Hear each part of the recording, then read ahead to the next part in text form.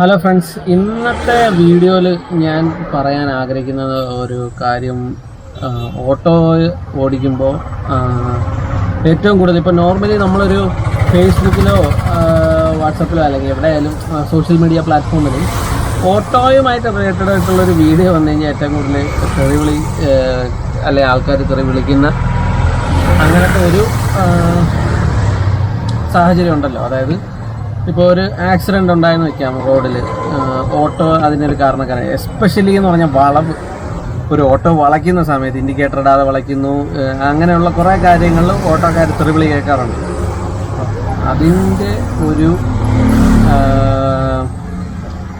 അതിൻ്റെ ഒരു വശം ഞാൻ മനസ്സിലാക്കിയ ഒരു വശം, ഒരു സൈഡുണ്ട്. ആ സൈഡ് പറയാൻ വേണ്ടിയിട്ടാണ്. ചിലപ്പോൾ കുറച്ച് വണ്ടി ഓടിക്കുന്നവർക്ക് അറിയായിരിക്കും,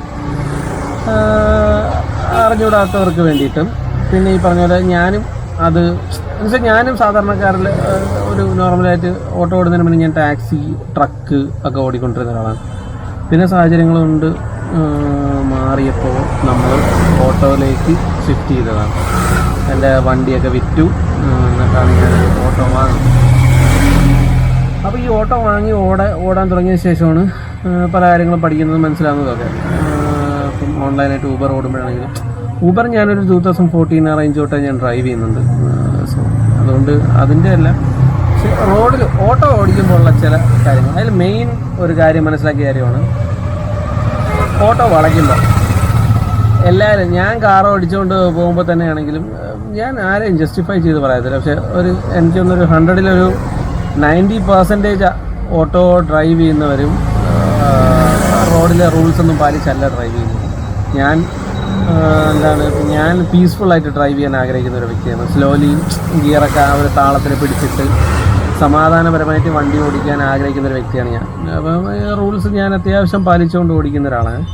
പക്ഷെ കോമൺലി നോക്കുകയാണെങ്കിൽ അങ്ങനെ ഈ ഓട്ടോ സെക്ഷനിലേക്ക് നമ്മുടെ ചേട്ടന്മാർ അങ്ങനെ ഇങ്ങനെ ഫുൾ ടൈം ഇതൊന്നും പാലിച്ച്, അല്ലെങ്കിൽ എനിക്കൊന്ന് ഒരു 90%, ഞാനിപ്പോൾ വണ്ടി ഓടുമ്പോൾ വണ്ടിയിൽ സൈഡിൽ കൂടെയൊക്കെ പോകുന്ന ഓട്ടോക്കാരെ നോക്കിക്കഴിഞ്ഞാൽ 90% ആൾക്കാരും അങ്ങനെ ഒരു റൂൾസ് കറക്റ്റായിട്ട് പാലിച്ച് വണ്ടി ഓടിക്കുന്നവരല്ല. ഇനി ഇതിൻ്റെ വേറൊരു സൈഡെന്ന് പറഞ്ഞു കഴിഞ്ഞാൽ, ഓക്കെ, അപ്പോൾ അത് പറയുന്നതിന് മുന്നേ ഞാൻ ആദ്യം പറയാൻ ഉദ്ദേശിച്ച കാര്യത്തിലേക്ക് വരാം. അപ്പം ഇതിൽ മെയിനായിട്ട് ഞാൻ മനസ്സിലാക്കിയൊരു സംഭവം എന്ന് പറഞ്ഞാൽ ഓട്ടോൻ്റെ മിററാണ്. അതായത് നമ്മുടെ ഓട്ടോറിക്ഷയുടെ മിറർ ഇരിക്കുന്നത് നോർമൽ വണ്ടികളെ പോലത്തെ മിററല്ല. അതായത് റിയർ വ്യൂ മിറർ എന്ന് പറയുന്നതിന് വ്യൂ വരുന്നത് സാധാ വണ്ടികൾ പോലെ. ഇപ്പോൾ നമ്മൾ കാറായിക്കോട്ടെ, ലോറി ആയിക്കോട്ടെ, ബസ്സായിക്കോട്ടെ, ഏത് വണ്ടി, ബൈക്ക് ആയിക്കോട്ടെ, സ്കൂട്ടർ ഒക്കെ എടുത്താലും നമ്മുടെ സൈഡ് വ്യൂ മിററിലെ റിയർ വ്യൂ മിറർ എന്ന് പറയുന്നതിൽ നമുക്കൊന്ന് ബാക്ക് നോക്കിക്കഴിഞ്ഞാൽ കാണാൻ പറ്റുന്നത് നമ്മുടെ തൊട്ട് പുറകിലുള്ള വണ്ടി, അതിൻ്റെ പുറകിലുള്ള വണ്ടി, അല്ലെ അതിൻ്റെ ബാക്കിലോട്ട് നമുക്ക് ആ ഒരു നമ്മുടെ കണ്ണിന് കാണാൻ പറ്റുന്ന അത്രയും വിസിബിളായിട്ടുള്ള കാര്യങ്ങൾ ആ മിററിൽ നമുക്ക് കാണാൻ പറ്റും. പക്ഷേ ഓട്ടോൻ്റെ മിറർ എടുത്തു കഴിഞ്ഞാൽ നമുക്ക് ജസ്റ്റ് ആ ബോഡിയോട് ചേർന്നുള്ളൊരു ഭാഗം മാത്രമാണ് ആക്ച്വലി ഓട്ടോയിൽ മിററിൽ കാണാൻ പറ്റുക. അതിൻ്റെ തൊട്ട് പുറകിലുള്ള വണ്ടികളോ കാര്യങ്ങളോ ഒന്നും നമുക്ക് ആക്ച്വലി ഓട്ടോൻ്റെ ഒരു ബോഡി ഷേപ്പ് വെച്ചിട്ട് നമുക്ക് കാണാൻ കഴിയത്തില്ല. അതിൻ്റെ ഒരു പ്രത്യേക ആംഗിളിലാണ് അത് ആ ഒരു മിറർ ഇരിക്കുന്നത്. അപ്പം നമുക്ക് ആ ഒരു അതെങ്ങനെയാണെന്ന് വെച്ച് കഴിഞ്ഞാൽ ഞാൻ ജസ്റ്റ് അത് നിങ്ങൾക്ക് കാണിച്ചു തരാം. അപ്പോൾ നിങ്ങൾക്ക് കുറച്ചുകൂടെ ചിലപ്പം വ്യക്തമാവുമായിരിക്കും. ഒരു മിനിറ്റ്. ഓക്കെ, ഇതിപ്പോൾ ഞാൻ എൻ്റെ ഒരു കാഴ്ച, എൻ്റെ ഒരു വ്യൂ ആണ് ഞാൻ നിങ്ങൾക്ക് ഇങ്ങനെ എടുക്കാൻ വേണ്ടി നോക്കുന്നത്. അതായത് ഇങ്ങനെ ഇപ്പോൾ ഈ മിറർ കണ്ടു കഴിഞ്ഞാൽ ഇതിലിപ്പോൾ നിങ്ങൾ നോക്കിക്കഴിഞ്ഞാൽ നിങ്ങൾക്ക് കാണാം ഞാൻ വണ്ടി ഓട്ടോ ഒതുക്കി നിർത്തിയിരിക്കുകയാണ് റോഡിൽ. അപ്പോൾ ആ വണ്ടികൾ ദൂരന്നേ കാണുന്നില്ല.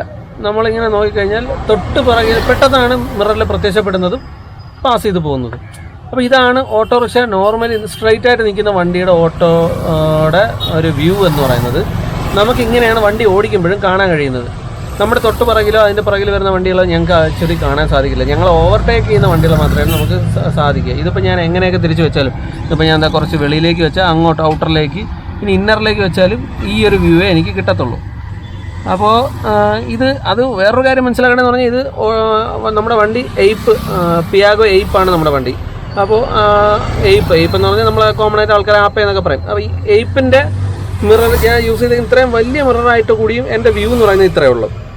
ലെഫ്റ്റ് ആണെങ്കിലും സെയിം. നോക്കിയാൽ നിങ്ങൾക്ക് മനസ്സിലാവും, സെയിം അവസ്ഥയാണ്.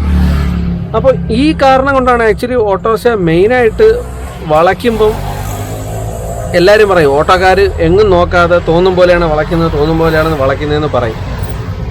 അപ്പോൾ അതിൻ്റെ ഒരു റീസൺ എന്താണെന്ന് ഇനി ഞാൻ കാണിച്ചു തരാം നിങ്ങൾക്ക്. അതായത് ഇപ്പം ഞാൻ പറഞ്ഞല്ലോ മിറർ കണ്ടല്ലോ നിങ്ങൾ, ഇനി ഞാൻ വേറൊരു കാര്യം കൂടെ കാണിച്ചു തരാം. ഇപ്പം ആക്ച്വലി നിങ്ങൾക്ക് ക്ലിയർ ആയിട്ട് കാണാൻ പറ്റുന്നുണ്ടോ അറിഞ്ഞൂടാ, മിററൊക്കെ നല്ല ഷെയ്ക്ക് ഉണ്ട്. എന്നിരുന്നാലും വണ്ടി ഇപ്പം ഞാൻ സ്റ്റാർട്ടിങ്ങിൽ നിർത്തിയിരുന്നു, വൈബ്രേഷനാണ്. അപ്പോൾ ഇനിയിപ്പോൾ നമുക്ക് ഗിയറിലിട്ടിട്ട് മിററിൻ്റെ വ്യൂ മാറുന്നത് നിങ്ങൾ നോക്കൂ. ഞാനിപ്പോൾ എൻ്റെ ഒരു പോയിൻ്റ് ഓഫ് ആംഗിളിൽ ഞാനിങ്ങനെ പിടിക്കുകയാണെങ്കിൽ കൂടി ഞങ്ങൾക്ക് ബാക്കിൽ നിന്ന് വണ്ടി വരുന്നുണ്ടോ, വണ്ടി തിരിക്കാൻ നേരത്ത് വണ്ടി വരുന്നുണ്ടോ ഇല്ലയോ എന്ന് ഞങ്ങൾക്ക് അറിയണമെങ്കിൽ ഓട്ടോനെ ഞാനിപ്പോൾ റൈറ്റ് യൂട്ടാണോ അല്ലെ റൈറ്റ് ആണോ ഞാൻ തിരിയാനാണ് നിൽക്കുന്നതെന്ന് വെച്ചോ, എൻ്റെ ബാക്കിൽ നിന്ന് വണ്ടികൾ വരുന്നുണ്ടോ ഇല്ലയോ എന്ന് എനിക്ക് അറിയണമെങ്കിൽ ഞാൻ ഓട്ടോനെ ഒരല്പം റൈറ്റിലേക്ക് ഞാൻ ഇതിപ്പോൾ വണ്ടി ഞാൻ ക്യാമറ സ്ട്രൈറ്റ് ആയിട്ട് പിടിച്ചാലും ഞാൻ എന്താണ്ടോ ഒരു ഇച്ചിരി റൈറ്റിലേക്ക് ഇങ്ങനെ തിരിച്ച് പിടിച്ചാൽ മാത്രമേ എനിക്ക് ബാക്കിൽ നിന്ന് വരുന്ന വണ്ടികളുടെ വ്യൂ ഉള്ളൂ. ഇതാണ് ഞാൻ പറയാൻ ഉദ്ദേശിച്ചൊരു കാര്യം. നിങ്ങൾക്ക് ആ ഒരു പോയിന്റ് മനസ്സിലായിട്ടുണ്ട്. ഞാൻ ഇങ്ങനെ പിടിക്കുമല്ല,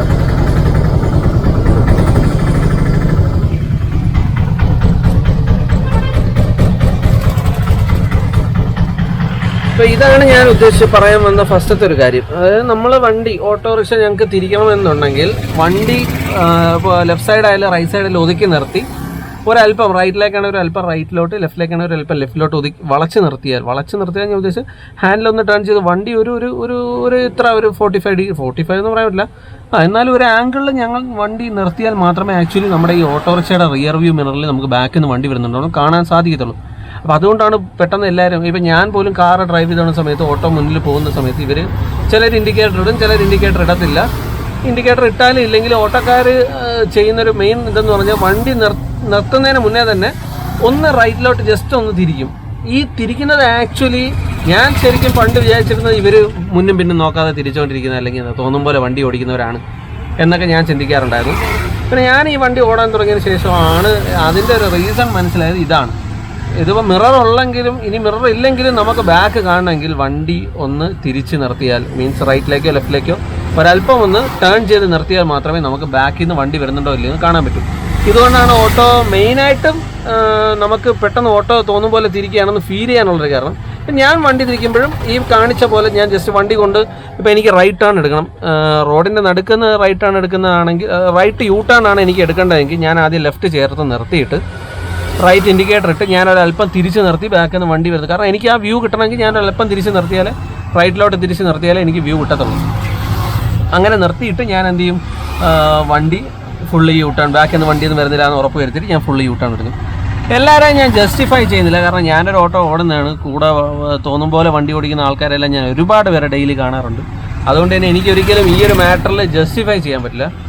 ഇപ്പോൾ ഈ വീഡിയോ കാണുന്ന ഫെല്ലോ ഡ്രൈവേഴ്സ്, കൂടെ വണ്ടി ഓടി ജീവിക്കുന്നവർ, അതിനിപ്പോൾ ഓട്ടോ എന്നല്ല ഏതൊരു വണ്ടി ഓടിക്കുന്നവരാണെങ്കിലും ഞാൻ റെക്കമെൻഡ് ചെയ്യാൻ തന്നെ എപ്പോഴും നമ്മൾ വളയ്ക്കാനാണെങ്കിലും തിരിക്കാനാണെങ്കിലും നിർത്തി നോക്കി ആർക്കും വണ്ടികളൊന്നും വരുന്നില്ല എന്ന് ഉറപ്പൊക്കെ വരുത്തിയിട്ട് തന്നെ തിരിക്കുക. അത് ആ ഒരു രീതിക്ക് തന്നെ ചെയ്യണമെന്ന് എപ്പോഴും പറയും. പക്ഷേ ഓട്ടോയുടെ കേസ് ഞാൻ എടുത്ത് പറഞ്ഞത് ഇതാണ്, നിങ്ങൾ ശ്രദ്ധിക്കേണ്ട ഒരു കാര്യം. വണ്ടി ഓട്ടോക്കാർ തിരിക്കാൻ നോക്കുന്നവരെ നമുക്ക് വ്യൂ കിട്ടണമെങ്കിൽ നമുക്കൊരല്പം തിരിച്ചാലേ വ്യൂ കിട്ടുള്ളൂ എന്ന കാര്യം നിങ്ങൾ മനസ്സിലാക്കുക. അതുകൊണ്ടാണ് ഭൂരിഭാഗം പേരും ഇങ്ങനെ, അതുകൊണ്ട് ഭൂരിഭാഗം പേര് റാഷ് ഡ്രൈവിങ്ങോ തോന്നും പോലെ ഓടിക്കുന്നതെന്ന് എനിക്കൊരിക്കലും ജസ്റ്റിഫൈ ചെയ്യാൻ പറ്റില്ല. പക്ഷേ തിരിക്കുന്ന കേസിൽ ഇതാണ്. പിന്നെ ഇൻഡിക്കേറ്ററിൻ്റെ കാര്യമൊന്നും ഞാൻ ഇൻഡിക്കേറ്റർ യൂസ് ചെയ്യാറുണ്ട്.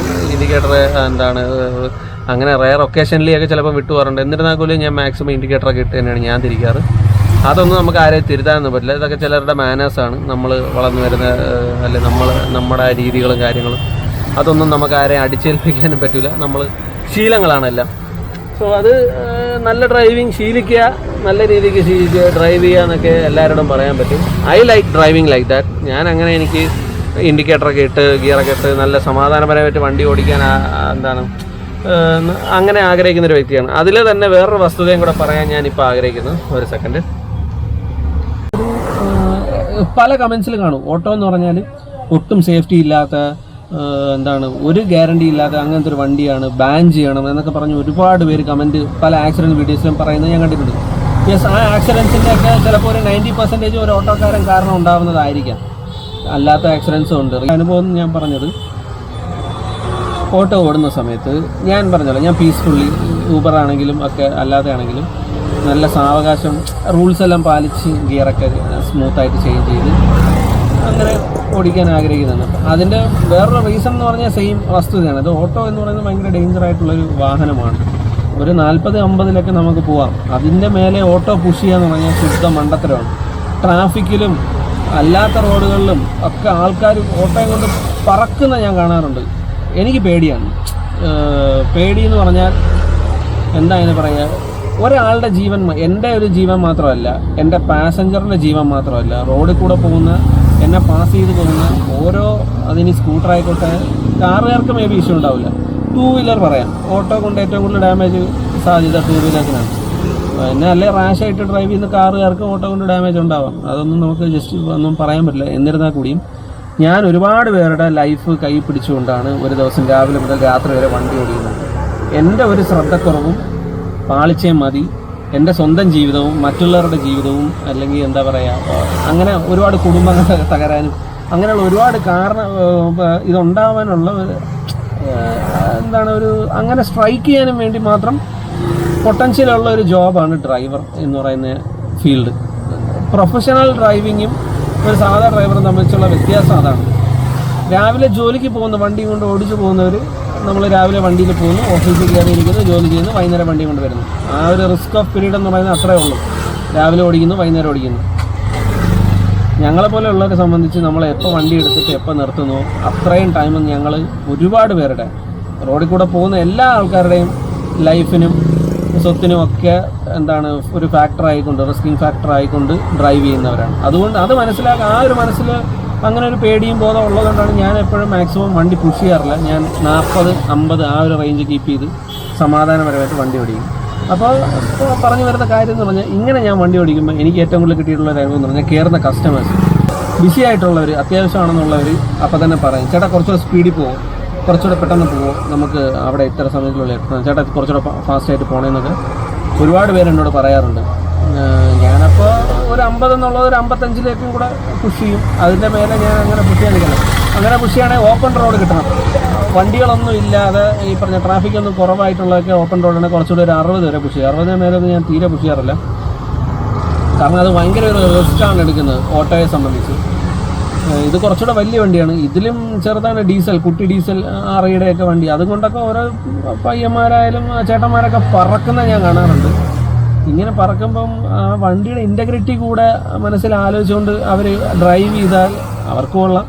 പക്ഷേ എനിക്ക് നല്ല പേടിയാണ്, ഞാൻ അങ്ങനെ പുഷ് ചെയ്യാറില്ല. അതിന് കാറായിക്കോട്ടെ, ലോറി ആയിക്കോട്ടെ, ബസ്സായിക്കോട്ടെ, ഞാൻ ഓടിക്കുന്ന വണ്ടി ഞാൻ എപ്പോഴും ഒരു ലിമിറ്റ് കീപ്പ് ചെയ്യും. കാർ ഓടിച്ചുകൊണ്ട്, ടാക്സിയൊക്കെ ഓടിച്ചുകൊണ്ടിരുന്ന സമയത്ത് എൻ്റെ ഒരു ലിമിറ്റ് എന്ന് പറയുന്നത് റോഡിൽ ഒരു 80 ആയിരുന്നു ഞാൻ കീപ്പ് ചെയ്യാറുള്ളത്. ഓപ്പൺ റോഡ് കിട്ടിക്കഴിഞ്ഞാൽ 80 കീപ്പ് ചെയ്യും. ഞാൻ 80 ആ ഒരു സ്ട്രൈറ്റ് ലെവലിൽ കീപ്പ് ചെയ്ത് അങ്ങനെ ഞാൻ പോകും.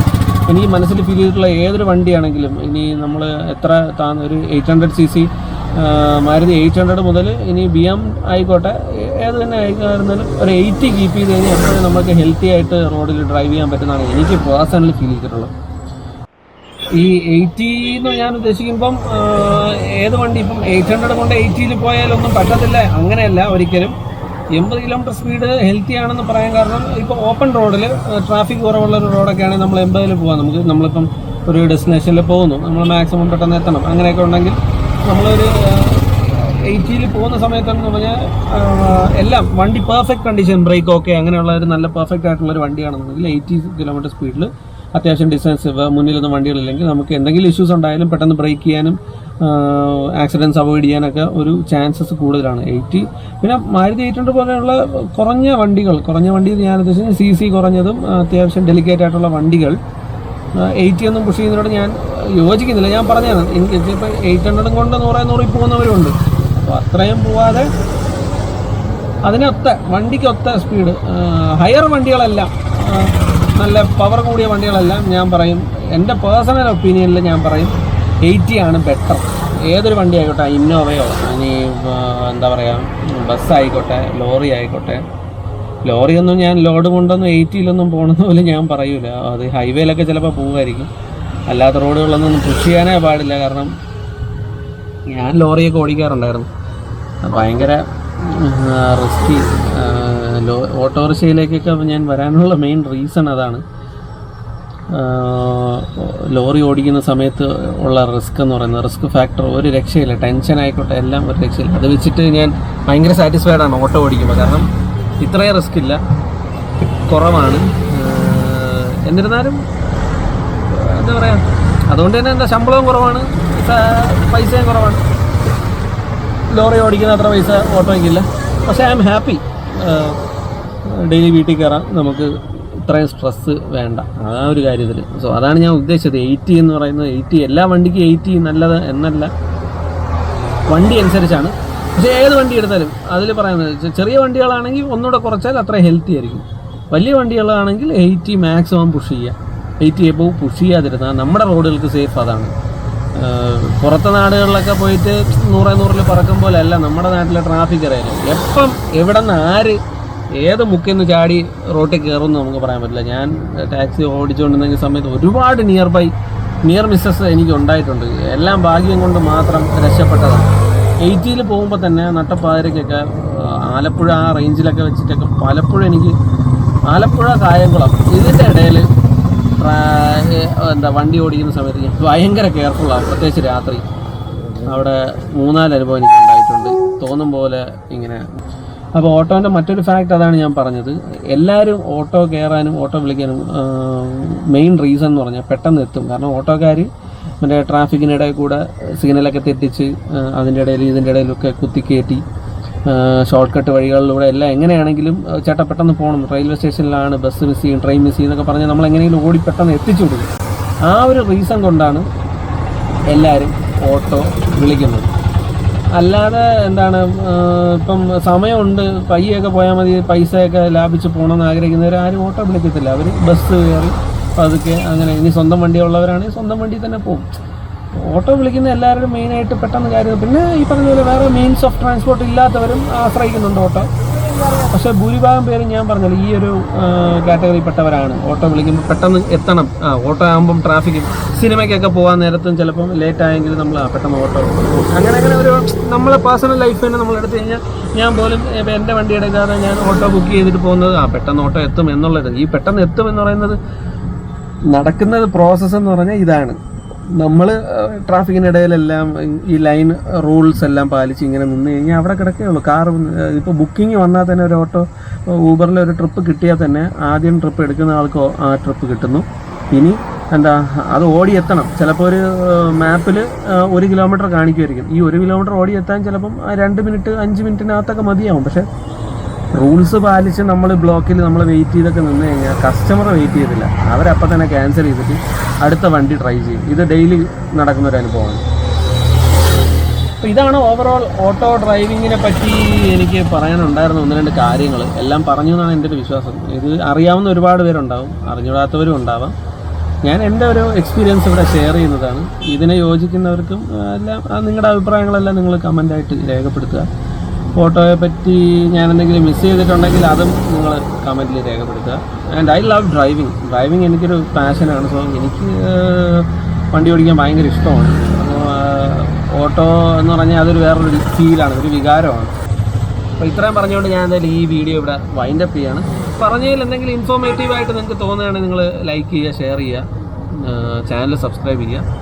ഇനി പറഞ്ഞ തെറ്റാണെന്നുണ്ടെങ്കിൽ എൻ്റെ തെറ്റ് തിരുത്തി തരാൻ നിങ്ങൾ അങ്ങനെയുള്ള കമൻസും കൂടെ ചെയ്യുക. അപ്പോൾ ഇനി ഞാൻ പറഞ്ഞ എൻ്റെ അനുഭവമാണ് ഞാൻ പറഞ്ഞത്. ചിലപ്പോൾ അത് ഞാൻ അനുഭവത്തിൽ എടുത്തു വെച്ചിരിക്കുന്ന എല്ലാം ശരിയാവണമെന്നില്ലല്ലോ.